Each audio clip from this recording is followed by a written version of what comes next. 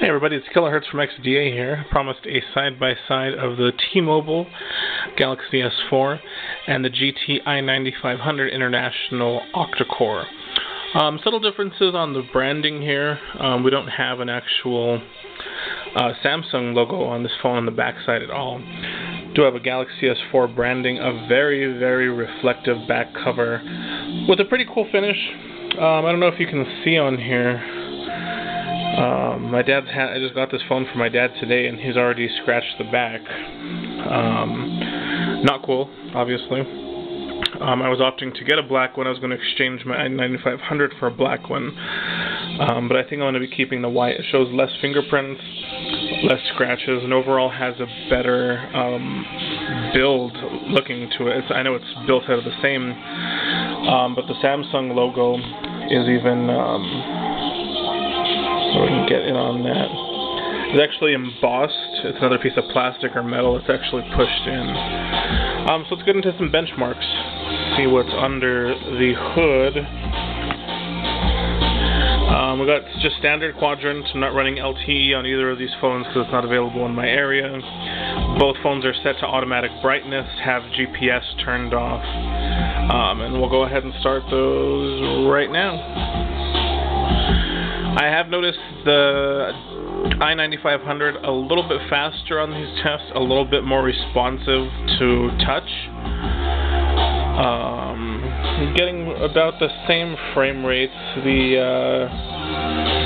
i9500 jumps up to the high 60s. Sometimes this one's actually on 50s.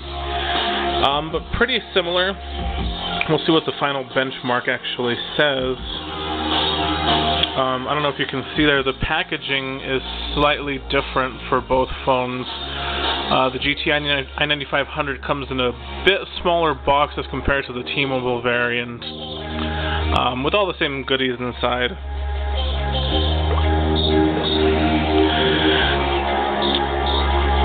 So here we have, I don't know if we can even see that. The camera will not focus. It is $12,294 on the T-Mobile variant, $12,893 on the international version. So we're looking at about 600 points difference there. Not a whole lot. It's actually 500 points difference in the 2D and about 200 on the 3D. So go ahead and go through some of the interface here. I think I showed you a little bit of it. It doesn't really lag a whole lot. I do think the i9500 is a little bit more responsive. Like I said, neither of these are running LTE. I'm not in an LTE market right now. So they're both running on T-Mobile 4G.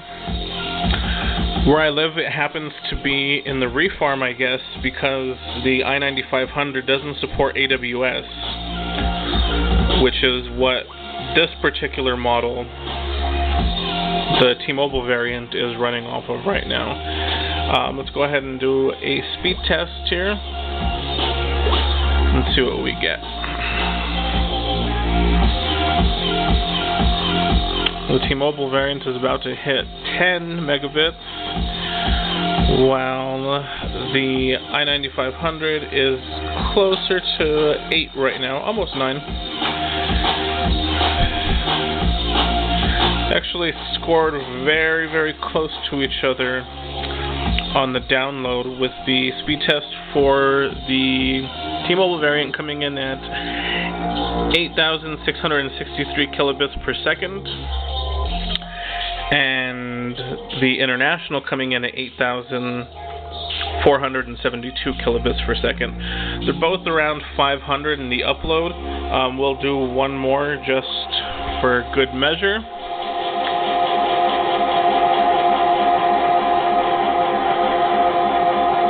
The ping is way, way, way shorter on the T-Mobile variant for some reason. I mean, this test right here on the i9500 is just blazing on this one right here.